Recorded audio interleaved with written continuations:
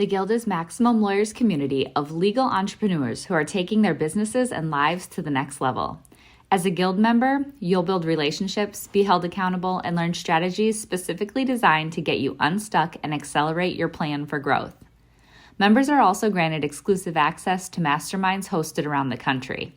Our next event is coming up, and we're heading to Scottsdale, Arizona. There's something truly magical about the power of these in-person connections where real-time breakthroughs happen. Picture this. You're surrounded by like-minded law firm owners tackling your business and mindset challenges together. The energy is electric, the insights are transformative, and the results are game-changing. Investing in yourself is the best decision you'll ever make. The knowledge, strategies, and breakthroughs you'll gain are priceless assets that will supercharge your practice and propel you forward. Join the Guild and secure your ticket to Scottsdale at the best possible price by visiting maxlawevents.com. In today's episode, we're sharing a presentation from MaxLawCon 2021.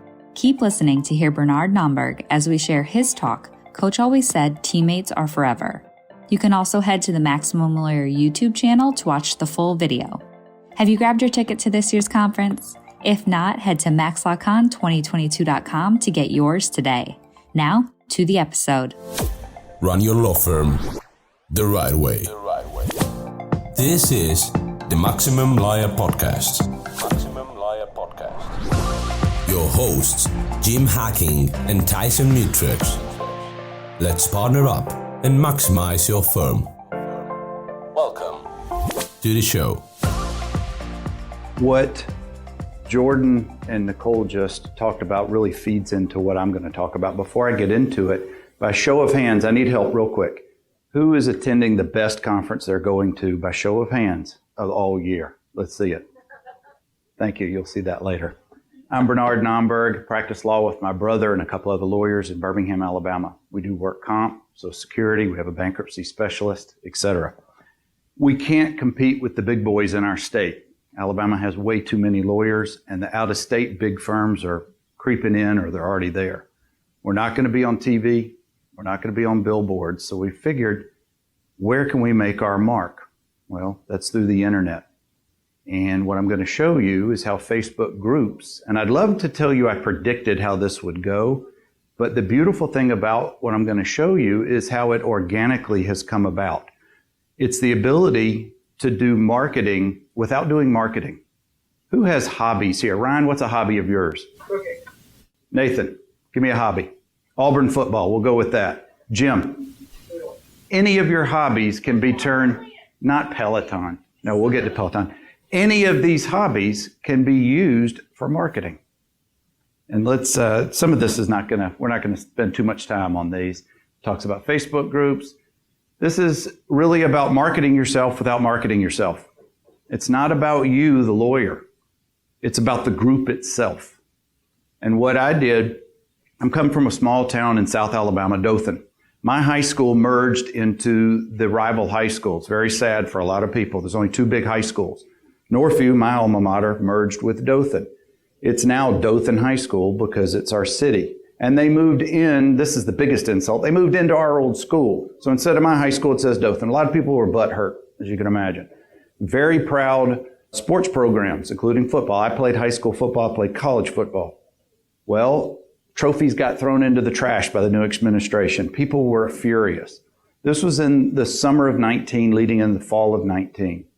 Now, for my law firm, many of you in this room have been on my weekly Facebook Live show, Nomberg Law Lab. It's a 30-minute show. We don't even really talk much about law, some. But I was trying to think, how can I bring this Northview group of people from my hometown together to at least put some of the memories together to reconnect, because it even got into the newspaper. I mean, that's how upset these people were. So I created the Northview High School football group. And it's hard to see, but you can get an idea of what it is. And I invited everybody who's in my friends group to join it. Now, again, in this group, it's not about me, my law firm, or the law. That's the focus.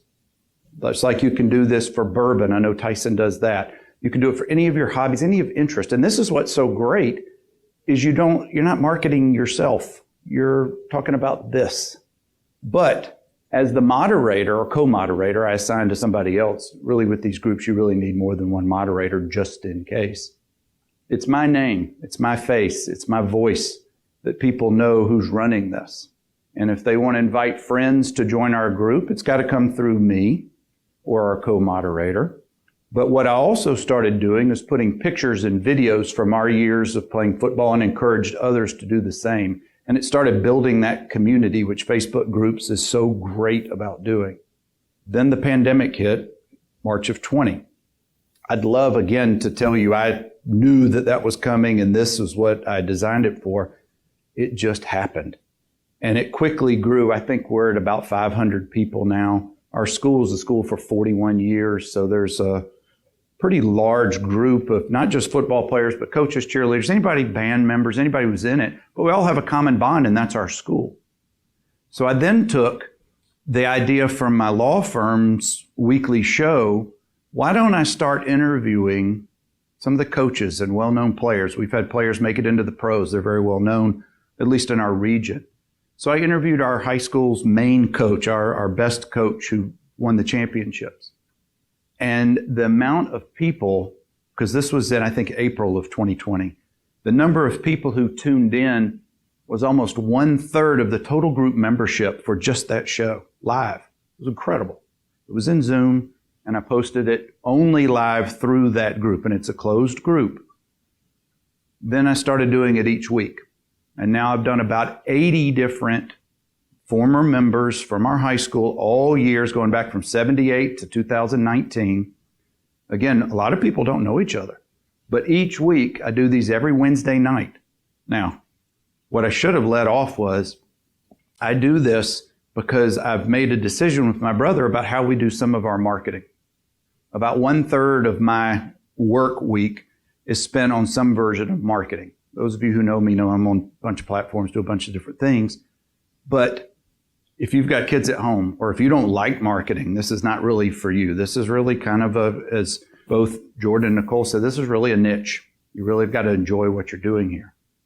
I never mentioned my law firm. I never mentioned that I'm a lawyer. But through these weekly shows, people getting to know who I am. They knew who I was because of my playing days back then. Had some success back in high school. They knew me then, but that was only that time period of people. But they really know who I am now because of this show. And occasionally I'll put videos in there of just me saying, hey, if you want to promote your business, folks who live in Dothan, put your business in here.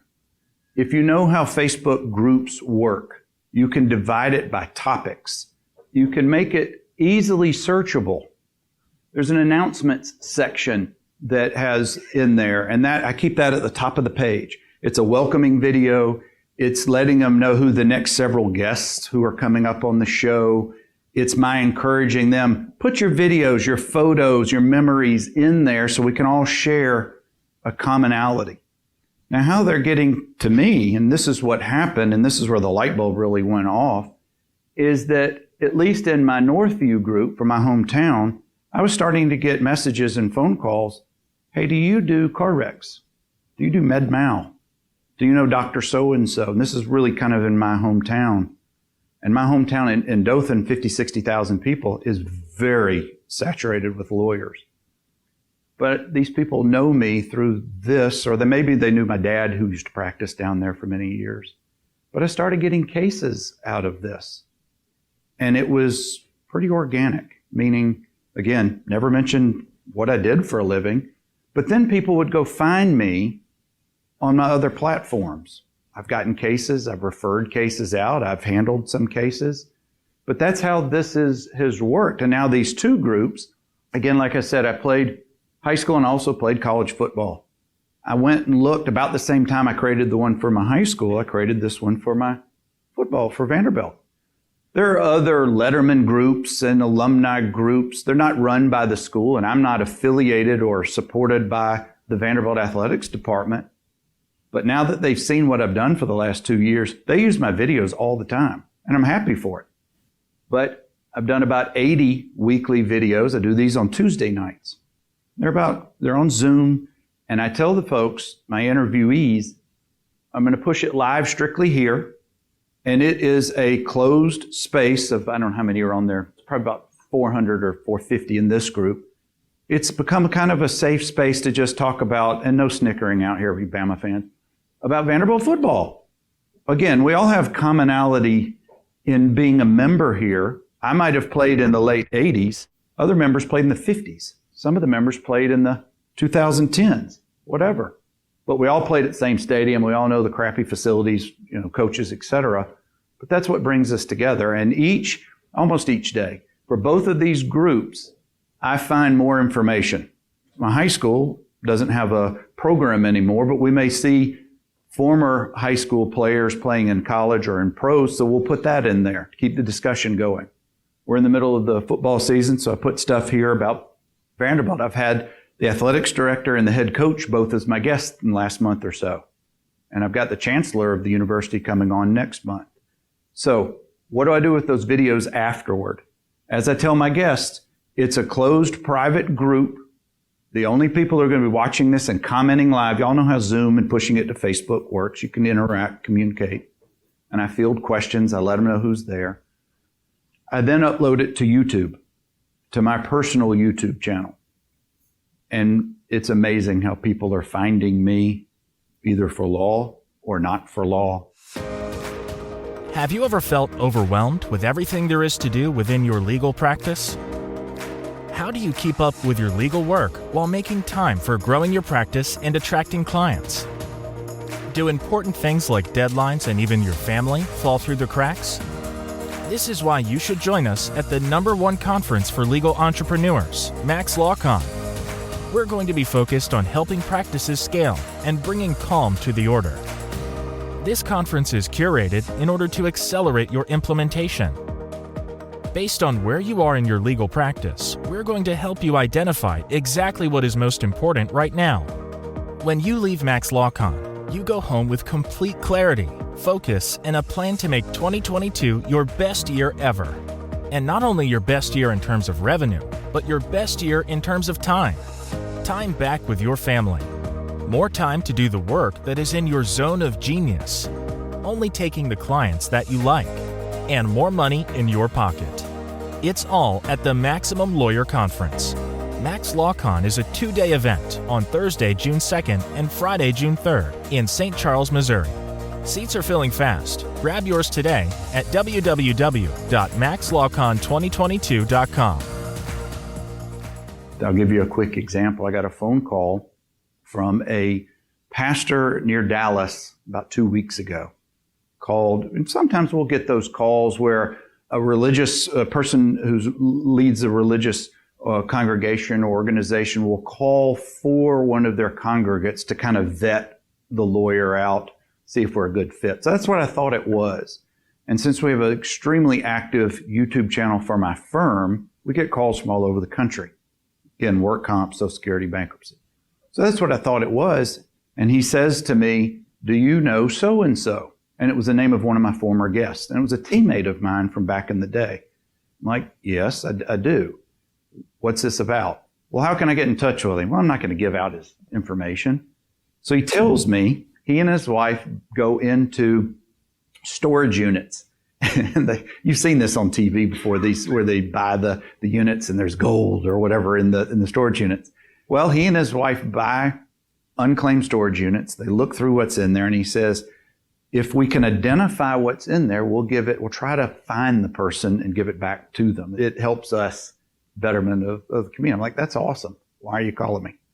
Well, he thinks at the time he had found college class rings for my teammate, his wife, some mementos from back in the Vanderbilt football days, and some other family heirlooms. So I said, "All right, I'll get in touch with Chris, my buddy, and I'll give him all your information." Now, Chris, the teammate, was a all SEC, all America tackling machine. He played pro football for several years. One of these just awesome big dudes. He is sobbing on the phone with me because he had misplaced or lost the ability to get into that safety deposit box over 30 years prior. Now, this isn't leading to a case or anything like that, but it's showing you the power of how when you do Facebook groups and incorporate maybe YouTube or some other platform in with it, you don't know how people are going to find you. Now, there's a whole bunch of stuff you can read on these other slides that'll either bore you or hopefully educate you a little bit. But I know we've got about 5 or 6 minutes left. This is probably one of the best information when you're running them. Now, you don't have to just be a moderator. You could join groups, but I want to caution you that if you join a group that does bourbon or hiking or Peloton, don't be so quick to jump in there with the lawyer speak and how you can help as the lawyer. You need to be in that group for months, if not quite a while, and earn your place in the group amongst the active people. Because if you come in there, you're going to look like you just joined and you're looking to join because you want to market yourself. There's a fine line. There's a real fine line there. Earn your place in the group because of the group. Then you can make suggestions about whatever the niche within the law, or maybe if you have a voice in there, you become known as the lawyer who likes bourbon, etc.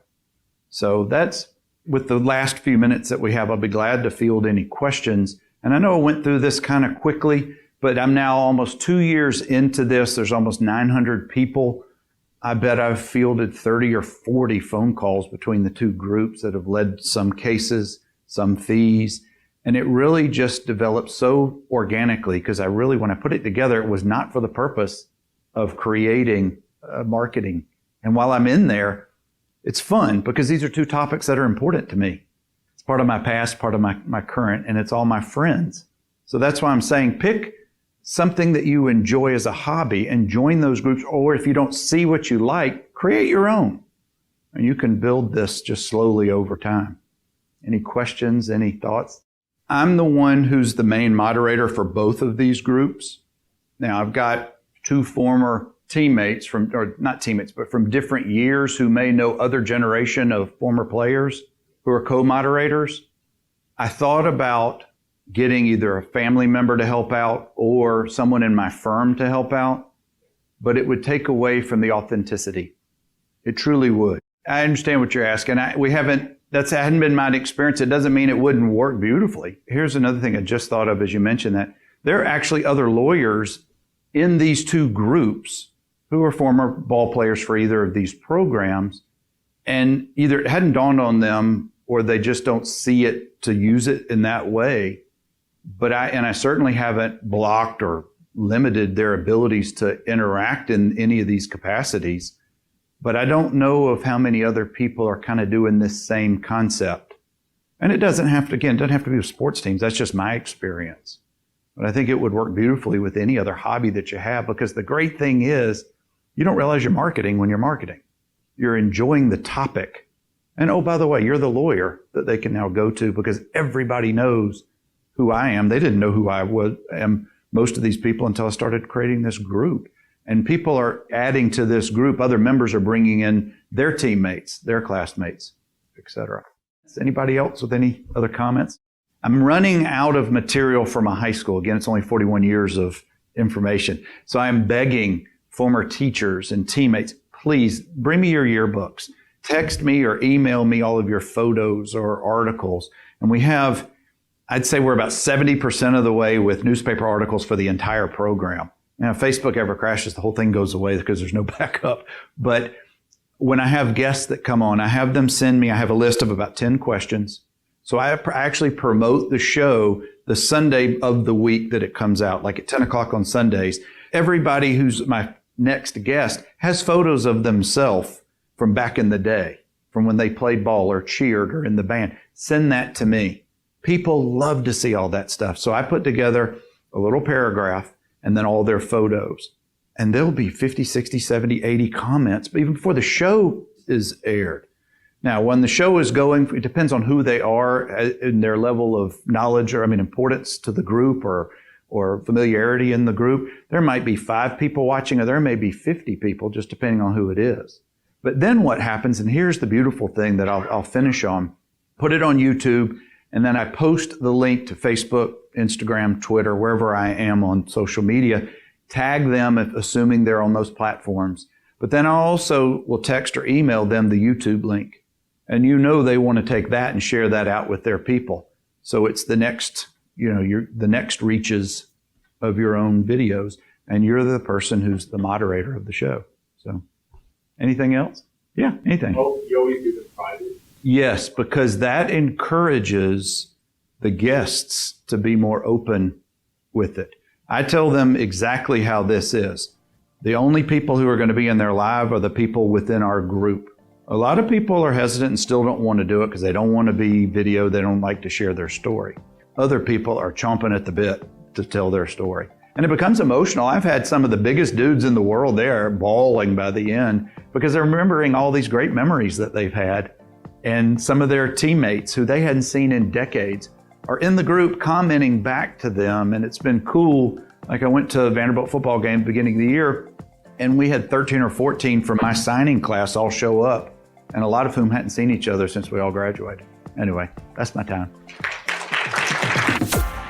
Thanks for listening to the Maximum Lawyer Podcast. To stay in contact with your host and to access more content, go to MaximumLawyer.com. Have a great week and catch you next time.